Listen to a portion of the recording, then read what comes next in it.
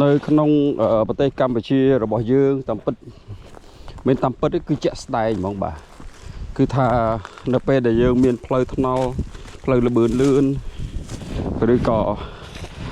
ផ្លូវល្អស្អាតបាទគឺយើងបងគេហៅថា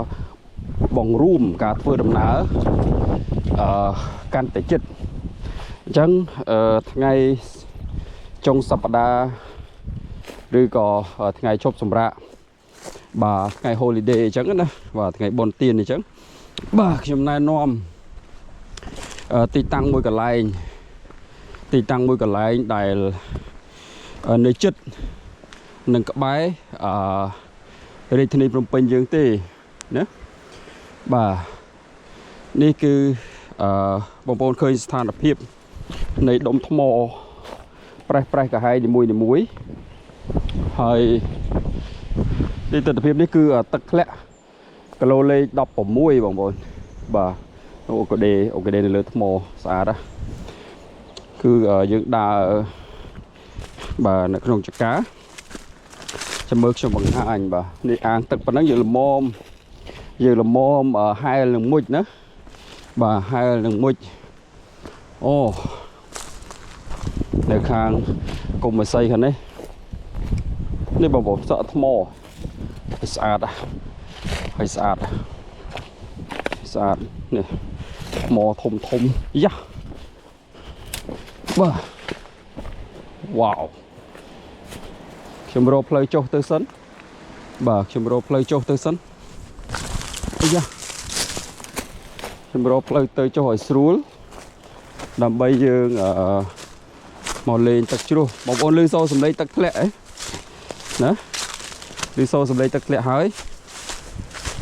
បាទពងតវែកតែរកផ្លូវចូលនេះយ៉ាត់បាទសាមានស្លែគេទៅវាអាចរអិលណា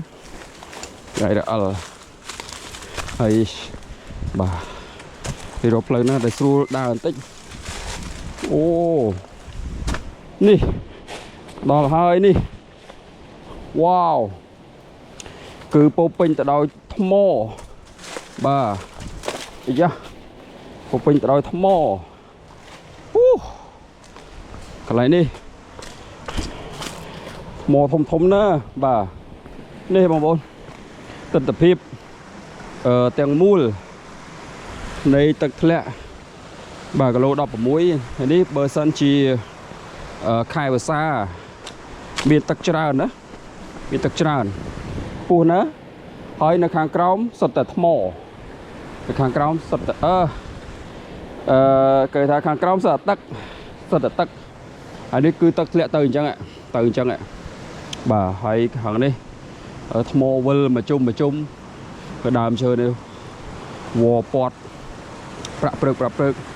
ឮសំឡេងនេះជាសំឡេងទឹកដែលហូរនៅក្រោមថ្មនេះទឹកនៅក្រោមថ្មបាទនោះ